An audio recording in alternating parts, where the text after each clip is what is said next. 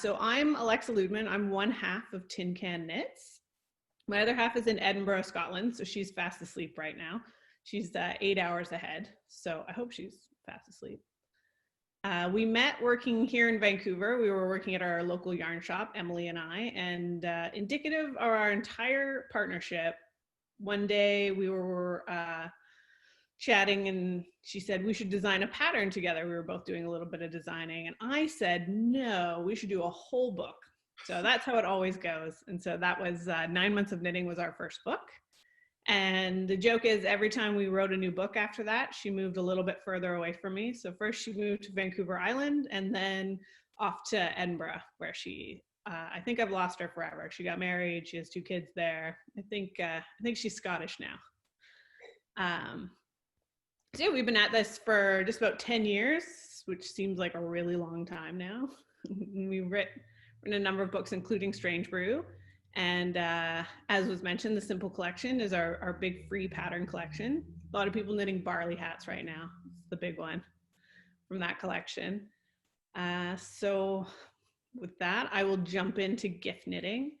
I was really excited to talk about Gif Knitting because it's one of my very favorite things. I know some knitters only like to knit for themselves, and I fully support that as well. But I have always loved knitting gifts. It's one of the first things that I learned how to knit. One of the first things I did when I was learning how to knit. So I learned to knit. I decided one day when I was like 15 or so that I was going to learn how to knit. And my mom didn't know how to knit, but she was always very supportive of any crafty endeavor of any kind. So as soon as I showed any spark of interest, she like ran out. She got me some, I'm going to say really ugly yarn now looking back, and some plastic needles. They were all double points, so I put elastic bands on the end of them. And a Stittionary from the 70s that wasn't really designed to show you how to knit. It was more like to show you different stitch patterns. So as I was learning to knit, I would make these really long, like 6.5 foot scarves, basically, with different stitch patterns on them. And then I would sew them all together into some very hideous blankets. But that was how I learned to knit, and I wanted to make a really nice long blanket. My dad's a tall guy, so he wanted one that was nice and long and would cover his feet while he watched TV. So they had, one day would be lace and then cables and texture. And so I learned all the different types of stitches. And because I had the double points, I could start 3 different ones before I had to finish one. So I've never been very good at finishing one thing before starting another thing from the beginning. So I love knitting for other people because knitting to me is both beautiful. It's like a piece of art, but it's also very usable and very like a useful item, keeping you warm. And I love that you can pour so much sort of yourself and your love into your knitting, which is why I really love knitting for other people. My favorite people to knit for are my children because they still love to wear my knits. Hunter is 9. She makes more requests now. Like she would like her sweater to look a certain way. She likes to help pick the yarn, things like that. But they're all still, Emily and I were discussing just the other day, how our kids are still happy to tell people that their mom made their sweater for them. They have like this little proud smile on their face when they tell people, which is quite nice. So they are my most knit-worthy people. And I love that sometimes it seems like it makes no sense to knit something for someone. Knitting takes so much time and energy, but it's good to remember that it also lasts a long time. So people will have that hat. It can be worn and dried by the fire and brought out again next year. And so people do get a lot of use out of them as well. For Emily and I, Gif Knitting is an opportunity to do something a little bit different within our craft. So with design, there's a bit of pressure, right? Like, will people like it? Will it be good enough? Is it going to work at all? There are many questions. But with gifting, we can just knit things that we've already knit before. We can knit from our own patterns. And it just is a bit more about the joy of knitting rather than sort of the pressure of creation in a way. Not that I dislike the pressure of creation. It just offers a little something different. And I was thinking just the other day that like winter crafting is just the best because you can sit. I like to have a hot coffee personally, maybe some baked goods this time of year, and you can just knit. And I don't have to do any math because there's a lot of math usually. So it's a good opportunity to really just take time to enjoy knitting for knitting's sake. Although I am the kind of person who does like to go a little over the top, so I'm almost always finishing something at the last minute as well. So I love knitting for my kids, and then the question that I think we all have to ask ourselves is like, who is really knit worthy? I heard that term from Isolde once, and I thought it was very apt because there's only so many people in your life that are really knit worthy. Usually yourself, don't forget, that's number one, because you'll appreciate it the most. But also, there's like a certain list of people that I may have knit for in the past, but are not getting any knits anymore. And so I always think about like my mom is like the pinnacle of people you should knit for because she always wears her knits. She always says nice things about them. She never sees anything at the Gap that she wants me to recreate. And she always tells people, just like my kids, that her daughter made this sweater. She made it. She designed it too. She's so proud. So she's like the perfect person to knit for. And then somewhere down the list are my fast fashion loving teenage cousins who I don't think I'm gonna knit for very often. They're good with like a beanie. That's like their favorite thing. But anything else, I'm like, I'm not knitting a sweater for you to wear 3 times. This is not gonna happen. I do love all the people at the coffee shop who see you knitting and they say, you should knit me a sweater. That's my other very favorite. I love it. Lots of people do not understand the time it takes to knit, right? So I tend to consider more now who I knit for and what they get. So, you know, start small. If it goes well, you can build up from there. My mom I'll knit sweaters for though. She's top of my list. Another thing I love about gift knitting is the idea of I don't want to say heirlooms because it's like a lot of pressure for one knit item, but something like that. So one of my favorite things that I've knit before is these doll sweaters. So I bought the doll. It was made by a gal here in Vancouver. And then I got to design little sweaters for them, these little scarves. I made this little crown. I think it's called the Circle of Edinburgh. And you can make it like regular person size or little size. So all of my nieces and nephews have a doll and they all have like little sweater wardrobes. This one I knit for Easter. It has a pocket in the front so that you can put your little bunny in here. They quite like that one. And then they all have them, so they all have like similar ones. This is the little tree one from last year. If I'm feeling really good, I'll knit a cardigan. The little buttons. So this is one of my favorite knits, and I love knitting all the little things. I haven't decided what I'm gonna knit for them this year. And then the only problem is I don't remember to write down which niece and nephew has which sweater, so I don't wanna double it. So every year, I make their mom and dad like drag out all the stuff and photograph it for me so I can remember what it was that I knit for them. So I really enjoy little things like that. And I hope that they like it and that it's something that they'll have for a long time. But they're kids, you know, sometimes little sweaters get lost, but I knit them another one every year. So they'll have a good wardrobe over time. Oh, they are adorable. Thank you. Another great thing about knitting gifts is my favorite thing is going to my stash of yarn. I am lucky enough to have a pretty good stash of yarn as a knitwear designer. And a lot of it is like, I'll always get an extra skein for a sweater because I made that mistake too many times personally. So it's like the leftovers from anything. And I like to go through and you can see sort of what little scraps are perfect for all the little projects. And so usually I start with hats because they're a good one skein. So any of those like precious singles that you have in your stash, it's a great moment to like bring them into their full potential by creating something with them.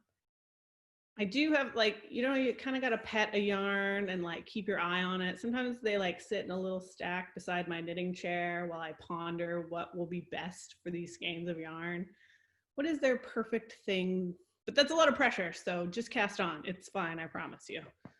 That was my mantra this year. It was just cast on.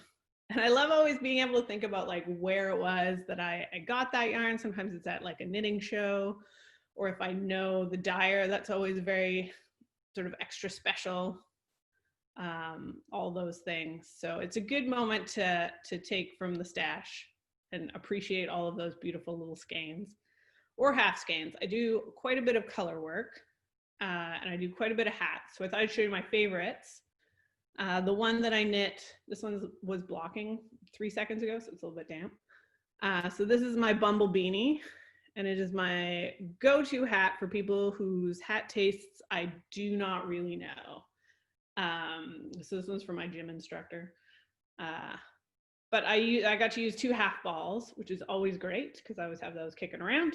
So it's a good way to combine it. So I just striped it and it's got a slip stitch pattern. Here, I'll hold it nice and close. There we go.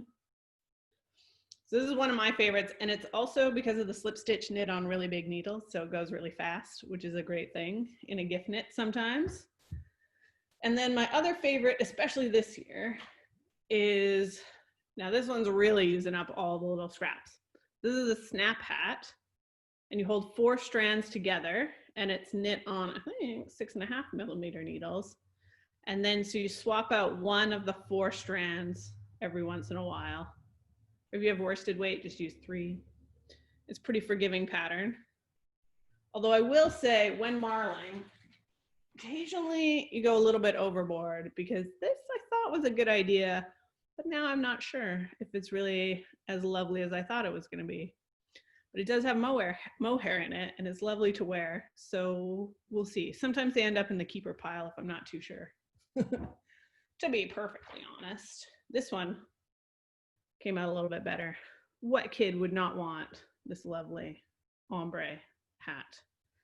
So it's a good moment for me to like take time to play with colors and things like that, see what happens. And there's usually someone who you know will love it in the end. Because I personally wear almost all black all the time, but I love to knit with bright, fun colors. So it's a good chance to do a little gifting. I'm working on this hat right now, and it's more my style. It's like army green. That's more what I would wear. And then another favorite, this one is one I did for Camp Tolt a few years ago, the Banff Hat. And I love, it works in so many different like types of yarn. And this is like a self-stripe, this is spin cycle. And it's so much fun. Just every color change brings me so much joy, I will say. Oh, sorry, lots of questions about the doll. So sorry, I don't have a pattern because I kind of just wing it. And it's very specific to this doll, which has a very wide neck. And the girl version has like a little skirt. The boy version is straight down. So they're all kind of custom. But I highly recommend, it's basically you knit a tube, knit another tube, you join the tubes, and you do the little tube at the top. But it kind of depends on your doll. This doll is from Faye Portois. Here, I'll write it down. Then you'll know. And she will embroider the name of the child on the bum of the doll, which is super cute too. The name of the pattern that I'm currently knitting on, oh, this one? Sorry, not quite finished yet, this pattern. I'm working on it though. Just to tease all of you. This is charming.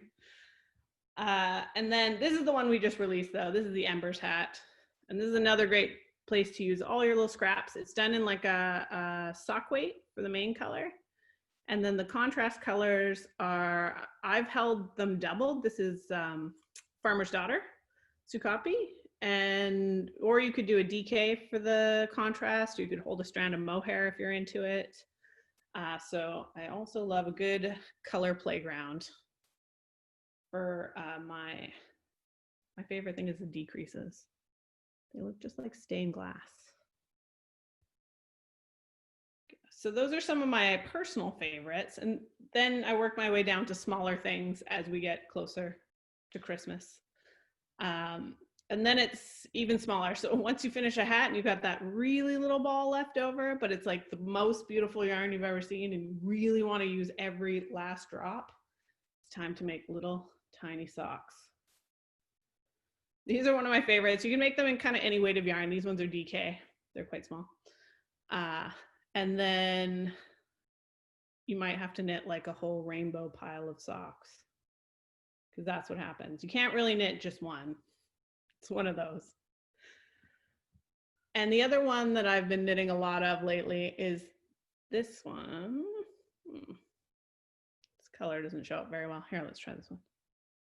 It's a little bit better. So this is the Freeze Ornament. And so it takes just a teeny tiny little bit of yarn. And yes, a garland is perfect for these guys. And so I love using up all the little things. Something about it reminds me of like my grandmother when she used to bake. You know how when you unwrap a stick of butter, there's like still a little bit of butter left on the package? Usually people use it for like greasing things, but she would scrape every last bit. And that's how I feel about these little ornaments and things like that, using up every last drop. And then, you know, when you get really down to it, a speckled pom-pom is always good. Or I had a rainbow pom-pom. It fell off. So I love knitting for other people, but it can be hard to figure out what size. This is a major issue in all of the knitting for other people. I find like the snap and the Bumble hats are very forgiving because you can flip the brim if you need to, but I find the circumference of people's heads is pretty easy to get it over. Knitting is very stretchy, but that length is that's the separator between different people. And so yeah, lots of flip brims if I'm not too sure about the size. And I really love knitting sweaters. It's my favorite thing. I knit more sweaters probably than anything else now. I used to knit more accessories, but there aren't too many people I'll knit a sweater for. But I will say it's the one moment where you really want to get the size right. So one tip is to steal their favorite sweater and then measure it. And then you have a good idea of what kind of size they're going to look for, especially lengths, which are very good. And if you do a top-down sweater and you gift it and the lengths are off, it's a lot easier to fix them. So that's my recommendation for that one. And for kids, when in doubt, size up. I have Hunter is 9 and she's been wearing the same sweater since she was 7. And it used to be a lot longer and bigger and now it's not. And she's decided she really likes bracelet length sleeves and it's just fine. She loves it. So size up for kids for sure. What else did I want to tell you about? So if you are knitting lots of stuff for other people, it's always good to include a little bit of knitwear care instruction. It turns out a lot of people don't really know what to do with knitting. They're a little bit afraid of it also, like what will happen. So there's like a mix between people who will felt the knitting immediately, no matter what yarn you've chosen. Even if you've chosen like a really washable yarn, they'll manage to felt it, I promise. It's every year I knit myself a hat, usually around Christmas. Like I finish up all my gift knitting and then I knit something for myself. And somehow it is the only hat that ever ends up in the dryer. I don't understand. It shouldn't have even been in the washing machine. I don't know how it got in the dryer, but it's always my hat. My kids' hats, totally fine. They last forever. But I have to knit myself another hat this year. So sad. So a little bit of help for people, letting them know like how to wash their sweaters. For my dad, I just give him a thing that says, please give me this sweater when it needs to be washed and I will wash it for you. Because I don't trust him, quite frankly. My mom could probably handle washing his sweater, but I just tell him I'll do it. They only really, a knit sweater doesn't really need to be washed that often. I find, you know, barring the giant yogurt smear that my children like to get on their sweaters, then it needs a wash. But other than that, my own sweaters, maybe once or twice a year, maybe. I'm kind of spilly, so usually that's the deal breaker. That's when it becomes time to wash it.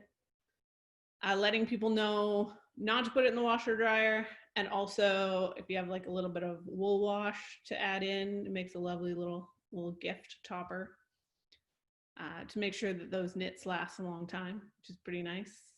I also offer to the people I am willing to gift to my sweater depilling services every once in a while, because mine generally need a little shave once a year, depending on the yarn.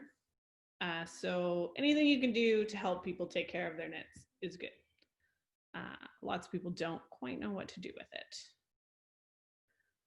All right, I think that's all I have to say about knitting for other people that I can think of. Does anyone have, oh, for depilling, I use, I have like a little sweater shaver. I think it's from Conair.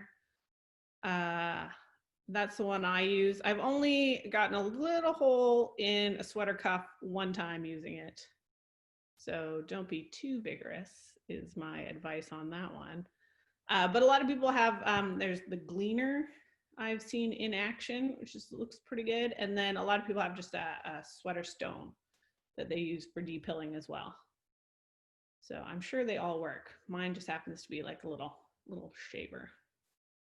I've not heard of the Wonderlint, but I'm fascinated. Is that the favorite? It's the best ever. See? It's actually a sweater shaver, which is so scary to me, but it is the best that I've ever used. Awesome. Yeah. It saves a lot of, it takes a long time to depill a sweater by hand. So I've had to learn that one. Yeah, so I would love to hear if anyone has a story of your most or least knit-worthy individual that you have gifted to, because that's my absolute favorite story ever. My least favorite is, anytime you give it to someone and they're like, oh, but could it be like a darker shade of gray? And you're like, no, it really can't. I know, it's done. This is it. Or, generally anyone who asks you to knit something in black does not have your best interest at heart. It's not cool. So Megan has her hand up. All right, let's hear it. So my most knit-worthy people are my family members, my husband and my kids. And I used to love knitting them. Like they would let me knit them, crazy colorful toques and all this. And now they're older teenagers, my girls. And now I offered to knit them like this beautiful slouchy toque. And they're like, can we just go buy them at the store? They want to go buy like a Carhartt toque or, whatever. And I'm just like, I can knit that for you. So I still sneak in some knits here and there for them, but now they're starting to not be as knit-worthy as when they were little. Hunter this year saw like a super simple rib toque and she was like, oh, let's get that. And I was like, Hunter, we're not buying a knit toque. What is happening? And luckily she was able to like read the room and she was like, okay, maybe I can pick out the yarn then. Because she could tell it was not going to happen. It was pretty good. Yeah. Anyone too specific though? I don't know. I don't know if they're knit worthy anymore. It's too much. Well, what yarn do you recommend? Oh, speaking of yarn choice, that's an excellent question. So for knitting, I personally enjoy more of a woolly wool. This one is stone wool and spin cycle because I love the color changes. It makes me very happy. I like that they sort of hold their shape a little bit better. I don't find them itchy personally, but other people can very rarely be trusted with such things. So I usually do knit with superwash for baby blankets, for sure. I did knit this doll blanket. It's our bounce blanket, but mini. And I knit that in wool, so I hope they don't wash it. It's a doll blanket. How much washing could it possibly need? She says confidently. I've knit a lot of baby things over the years though, and I find the real problem with knitting baby things is that people are concerned, people are very concerned knitting will be itchy like all the time. But also that the other way to go is that they find it a bit too precious and they're like afraid that their baby will like throw up on their knits, which like It's a baby. It will definitely throw up on the knits. It's fine. I'm ready. And it's almost like the greatest compliment you can receive if someone has like worn out a sweater. That's like, it's pretty impressive. I'm going to read this one out loud. I have the opposite story. My mother knit me beautiful sweaters until I got too big and she didn't have the patience for a bigger sweater. That is, I have noticed that my children now take 5 skeins of yarn to knit a sweater instead of the 3 to, 1, 2, 3 they used to take, which isn't really a problem other than I have like stashed 4 skeins of yarn for their sweaters, and now that will not work. But one of the things I find is that for me, like I'm like a 2X. So for a long time, I wouldn't knit myself sweaters because I was too big for me, even though that makes no sense. I would knit like 5 kids sweaters and like 2 blankets. There's no way that's fewer stitches than the sweater. So it turns out that knitting is a finite amount of stitches and that you can knit for yourself. So if anyone else is having that, it's too much thought, you can do it. It'll be fine. And someone said, I randomly found about 200 yards of worsted wool stock from Bluesy Fibers lurking in my stash. Do you think I could squeak out a small flax? Absolutely. I regularly play this game of yarn chicken with 1 skein of worsted weight yarn and a tiny little flax sweater. I find the key to maximizing your yarn on this case is to do the yoke, split for the body and sleeves, then knit the sleeves, and then you can really just, your body can be like as long as you can get it. Because babies kind of, depending on which baby you're talking about, but like for the really little ones, their bodies are like really short, and then they quickly get quite a bit longer. But so if you knit it a little on the short side in the body, I think that's a good way to go. Oh, the pattern I have on is the Cartography Sweater. It is my favorite design of my own because it's all just little tiny, here, sleeve, see? All just tiny little patterns, and I could just knit it over and over again because it's so simple, but so effective. I love it. Oh my gosh, someone's husband told them they would like a sweater for Christmas like 2 weeks ago. That is not enough time. I'm going to be super impressed. Like, I have knit a grown-up size sweater in 3 days before. I don't recommend it. It was not a good plan, but it was like photo shoots Friday. Got to get it done. But I'll be impressed. I've knit my Mechanic Boyfriend 1897 beanie, close-fitting ear covers. Oh, sorry. So many questions. I'm so impressed. Whenever someone says, where did you get that hat? Is that not like the greatest feeling? Where did you get that?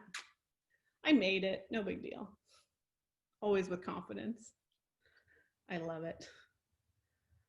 Ooh, a pearl Soho cape. Someone knit their mom an amazing pearl Soho cape in a very pricey yarn. And when asked about it, she could not remember what it looked like or where it was. That's it. You're cut from the list.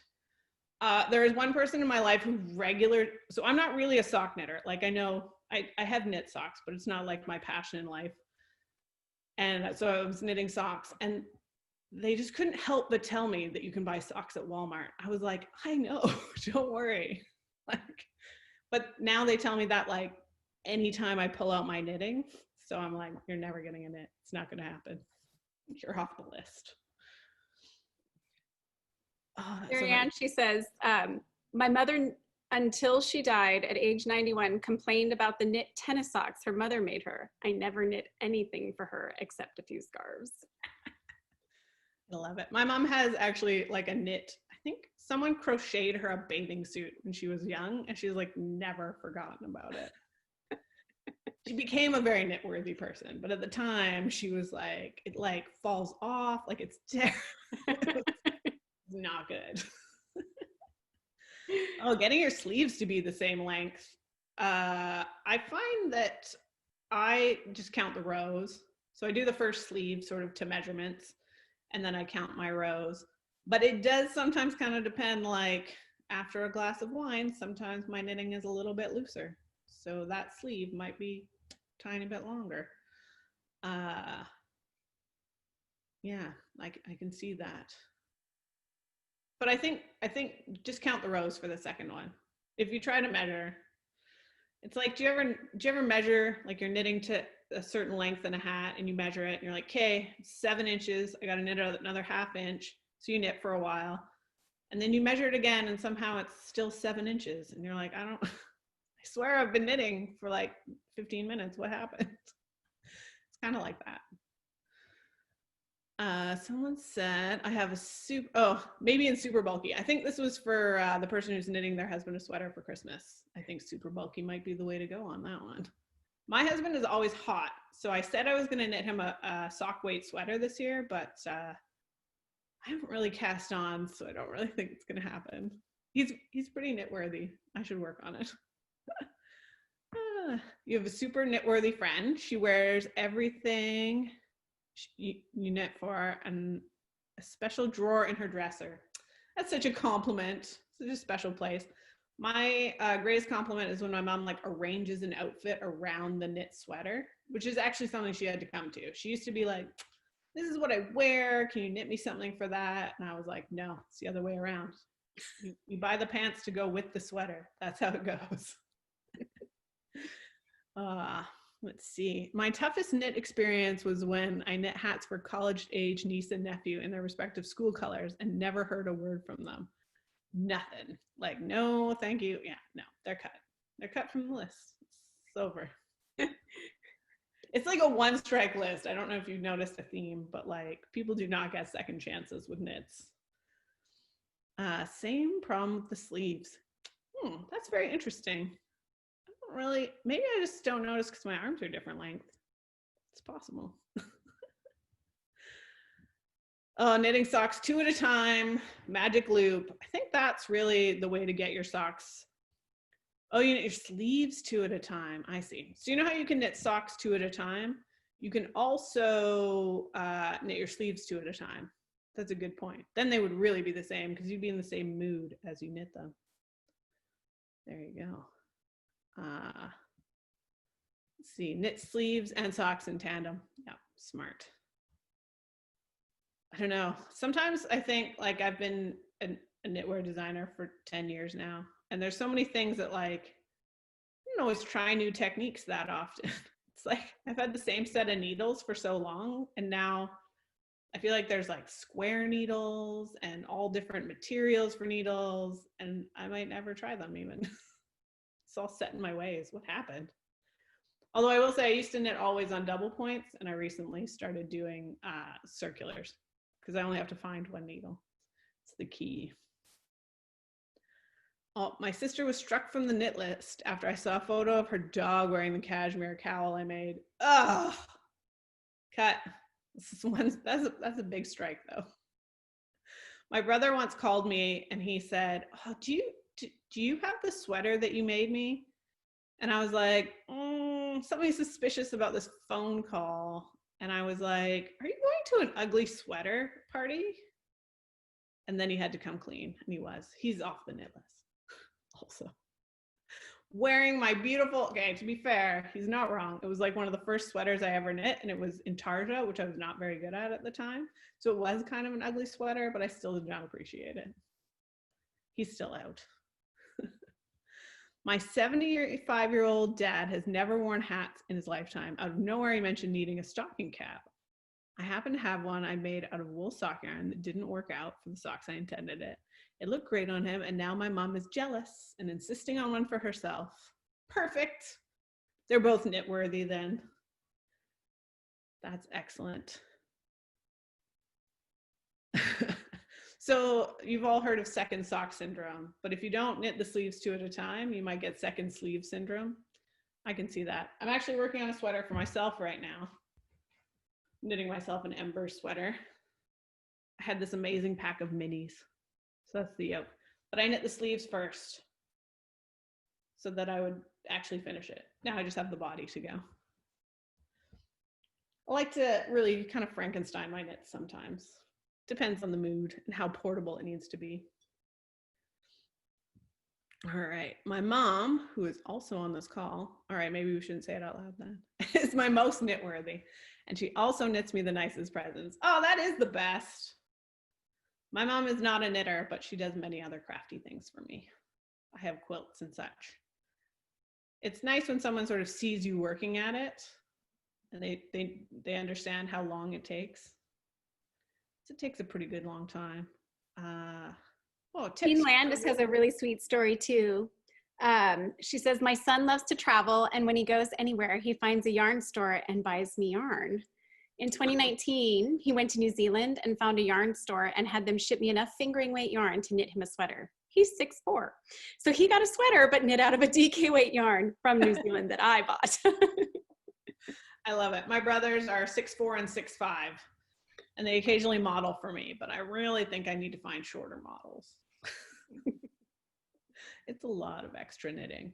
And sometimes I'm like, okay, the sleeve is like super long. It's definitely going to be long enough. Never long enough. I always have to knit more on the sleeves. And I never learn also.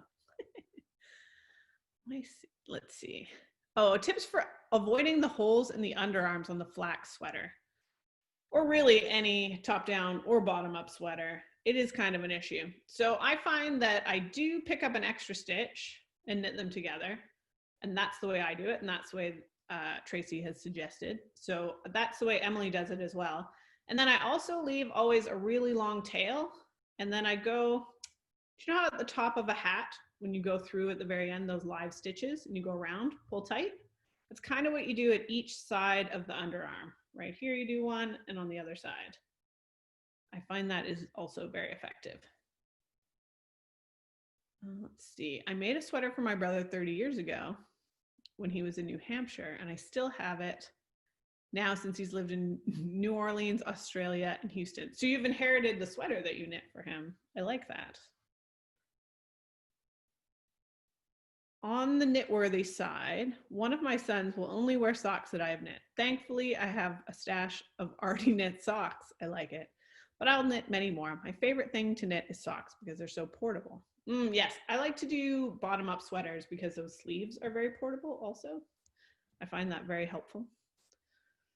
I think, so this year I decided I was going to knit socks for my kids, but I've only knit one pair, so I think the other two are going to get maybe a DK weight pair of socks. I don't know if I can pull off sock weight. Hunter has like grown-up size feet, even though she's 9. She's got big feet like me. My daughter is very knitworthy, and the best part, and what's best is I knit her socks or sweater. She reciprocates and makes me lingerie. Very nice. She's a designer and a tailor. That's amazing. That's a good trade. I need to get more people to trade with in my life. That's what I'm learning from this chat.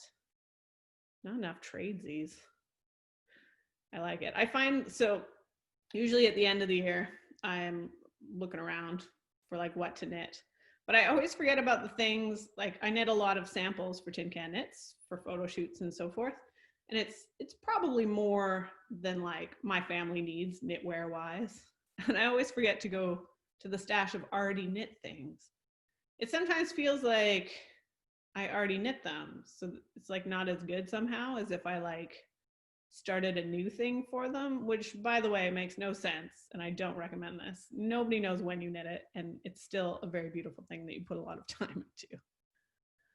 Someone said, Barbara says, I gave a beautiful lace shrug to my sister-in-law. She balled it up and stuffed it in her bag. Ooh, did not even try it on. Yep, that's a big no. There's a lot of people I can tell who are cut from the list. So many non-knitworthy people out there. I didn't know that this was how this was going to go, but it's kind of interesting. It's the same with any handmade things. I do a lot of baking as well, and I once brought a tray of treats to work, and someone took one bite of something, and they were like, too chocolatey. And I was like, I don't understand. It's the chocolate you just ate. I don't understand what you're saying. And somehow it's like kind of puts you off. You're like, that's it, not bringing treats anymore. Not knitting for people anymore. You go on a bit of a tear. You traded masks for a Banff hat. Oh, yes. The great mask search for a little while there. It's hard to find them. I had to try to find kid-sized ones. I did manage to find them, but it was tough there for a little while. That's a good trade. Someone said, I love your patterns. Always happy to hear that. I've knit more of hers than any other designer. Lots of hats, many others in the queue. Ah, so nice. Thanks, Tracy. How do I store my knitwear? Well, let me tell you, I used to play pretty fast and loose with all of my knitwear and my stash, but I have some regrets because I had moths a couple of years ago, which was super horrific. So now I store my stash in Ziploc bags, and my knitwear, I keep it, I mean, the thing about knitwear is to keep it nice, the best thing you can do is wear it. So I make sure that all of my kids' sweaters are in a good rotation, and if they're not going to wear it, then I put it away. And I usually put it in, I have like a tub, and then I put cedar in it personally, or sometimes lavender, depends if you're into lavender. I bought a chair for my patio, and it's a cedar chair, and the packaging was like cedar chips. It was like the best. So I made a whole bunch of like cedar sachets. Apparently that deters moths, and so far that has worked. So we'll keep you all updated on Instagram on how that's going. But so far so good. I haven't had a recurrence of moths. Although one of the things is I put everything in plastic bags and I put them in the freezer, which is one of the ways you can kill them. And then I took them out, but every once in a while I find one that had like a little moth thing from before. And I'm always like, is it new? Is it from before? I don't know. But so far it's all been from before. Your husband is prohibited from doing laundry. It's getting close around here. I cannot lose one more hat for myself. He's great at doing floors. That's good. Sometimes it's just a trade situation. You just finished a wool sweater. Ooh. Put it in the washing machine to spin out the water, and then hubby got to it, added some dirty laundry, and ran it through the cycle. Oh no. And it was just finished. That's tragic. I'm sorry, Mary. That's like a knitter's greatest tragedy, is a freshly finished sweater straight through the laundry. Ugh. Gail says she always recommends flax as a first sweater. Excellent. We did our job then. That was our dream when we designed the flax sweater, is that people would take it up. Thanks so much. Oh, you knit the snowflake. It's such a cute sweater on the little ones. Hunter has outgrown hers, so I might have to knit her another one. My kids do knit. Hunter knits pretty proficiently. I have to say, so I taught her, Hunter learned to knit when she was 4, which, by the way, don't teach 4-year-olds how to knit. This is a bad plan. But somehow she immediately got it. She picked it up very quickly. And then she only knit for like 4 more years. And then 2 summers ago, she was like, I'm gonna knit a hat. And I was like, okay, so you gotta learn how to purl then, because we gotta do a little bit of ribbing. And so I'm showing her, and I think this is gonna take us like an hour of practice. And like, you know, I show her 3 times and she's like, I got it, which is kind of classic Hunter. She's a bit like that. And so she takes it and she does it. And about 10 seconds later, she's like, oh, I get it. Like the knit's like the reverse of the purl, right? I was like, sometimes I teach whole 4-week knitting courses and people still don't really understand that by the end of it. So that was pretty funny. So she does a bit of knitting. So far, she's knit herself some hats. I'm trying to talk her into like co-knitting a sweater with me though. I figure if I do the yoke, she could do the body and sleeves. I think it could work. Oh, the back of the neck of the toddler modeling it. Sorry, someone said they love the antler sweater. Is it the one, there's 2 antler shots. One is like Hunter from behind in the cardigan. And the pullover, it's Hunter, and she's got super curly hair like I do. And I love that shot too. This has got her little curls coming down. This is my favorite. It might be my favorite photo of knitting I've ever taken, actually. It's the best. We took it in Tofino. It's one of our favorite places to visit, where we go pretty much every summer. So it's a pretty special little beach there. That's the nice thing I find about knitting gifts, is that it gives me sort of a chance to like reminisce about the places that I got the yarn or projects that I might have made, things like that. I take it as a bit of an opportunity. And I try not to, even though it is very much my go-to to like overdo stuff. to try to just knit, a few things for a few people every year and sort of take the time to enjoy it. Because trying to bang out a hat in an evening is like doable, but it's not quite as fun somehow. I recommend taking a little bit of extra time with gift knits, especially. And then in the new year, it's time to knit yourself a sweater. It's become my new tradition. I cast it on in January, and then like sometime around November, I'm like, I should really go back to that. I should really finish that up.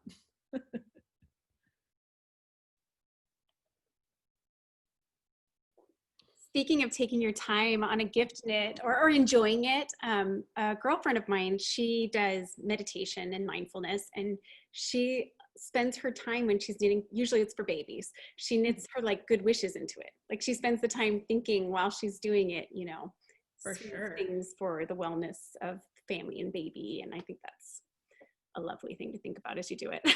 Yeah, I've got a new nephew on the way. And so I'm just deciding which things I would like to wrap him in. His mom's a knitter too, so she'll super appreciate it. I love it. Oh, that's the sweetest. How do I choose what colors? Oh no, it's the hardest part is choosing colors for people. I find that when I usually go a bit more subdued, like this one is sort of a forest green. It's got like a little bit pops of different colors in it. But yeah, this is for someone that I'm not really sure what colors they would like. Usually I go a bit darker, and I'm not afraid of a gray, quite frankly. Everybody likes gray, I'm pretty sure. But if I sometimes if I see like their winter coat, that's always very helpful. So you want something that goes with that. And for kids, I usually go a little bit brighter for kids, but mostly because I like to knit bright things, but I don't wear them. So this is like my chance. I was chatting, my sister-in-law's mom is a big knitter, and she always knits for kids in these like super wild color combinations. And we were chatting once and she said, oh, I know that like the moms don't like it, but I don't really care because I'm not knitting for their mom, I'm knitting for kids. And when kids look in their closet, what they want is like a super bright, fun thing. And I thought that was just so sweet for like the little kids. And I think she's right. I think that her grandkids really reach for those super bright knits. I thought that was so sweet. Coordinating, someone asked, what about for coordinating colorwork projects? So I've had quite a bit of practice at this point, but when we first started writing our book Strange Brew, which is all colorwork, it was really like, I am sometimes kind of boring, like just pick dark blue with like an ombre of light blues.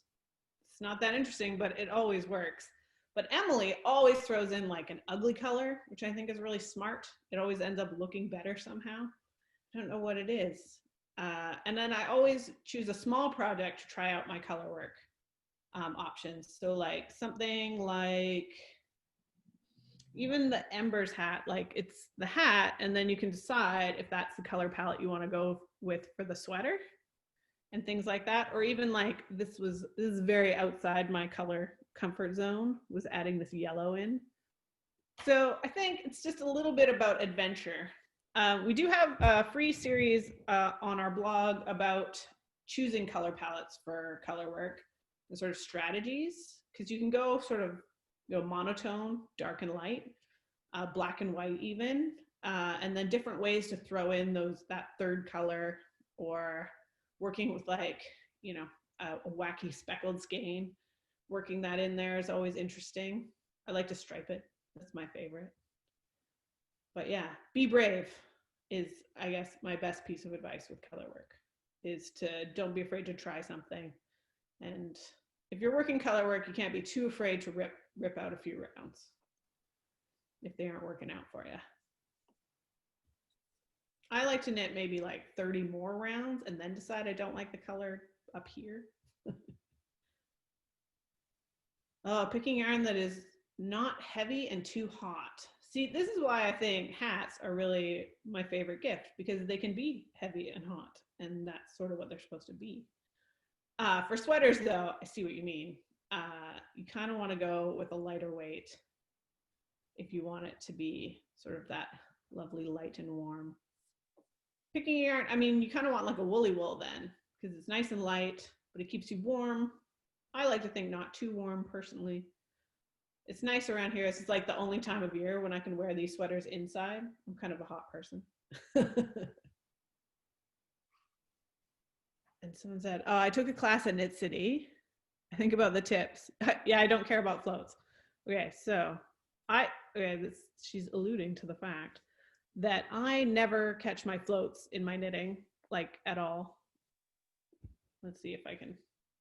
So even if they're like 8, 10, 12 stitches, I never catch them. It's very controversial. Many people have differing opinions on such things. Even for kids, I might like leave it if it was in the sleeves. I might catch my float, but I don't really find it's a problem in the yoke per se. And then I'm also super bad at weaving in my ends. You can see this one still has them. This is the one from the pattern photo. I still haven't woven them in. I think it's critical to weave in the ones that are going to go below here, but anything else, as you will. So Tracy said something about loving that you offer sizing from baby to adult. So many patterns stop at baby size, and sometimes you need a gift for a toddler or child. And I really agree with this. And what was it? Like, why did you and Emily decide that you would always have that large size? I mean, I love it. It was such a small decision at the time that we would do this. It seemed like a very small decision, but then it sort of became what we were about in a lot of ways. And we just thought it would be really funny to have matching baby and big photos. Like, those really cheesy ones, like if you ever see like knitting patterns from like the 50s, usually someone's smoking in them, which I always think is really odd when I look at it. Like, in your knit sweater, come on. So we just wanted to really take some cheesy photos, I guess. So we decided to do this whole range of patterns. And then Emily was like, she didn't have kids at that point. And so she was like, all right, I'll get on board. But now that she has 2 little ones, she's like, I love matching us all together. It's so funny. She even knit her and her husband matching colorwork yoke sweaters. And she's just like, oh, it's going to embarrass our children so much in a few years. I'm so excited.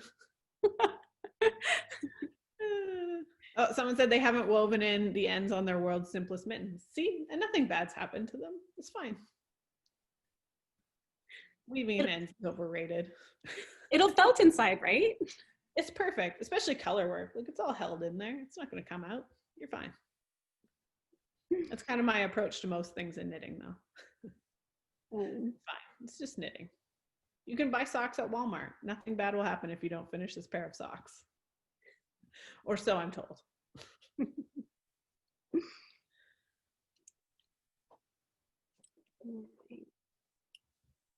Sorry, have I missed anyone else's question?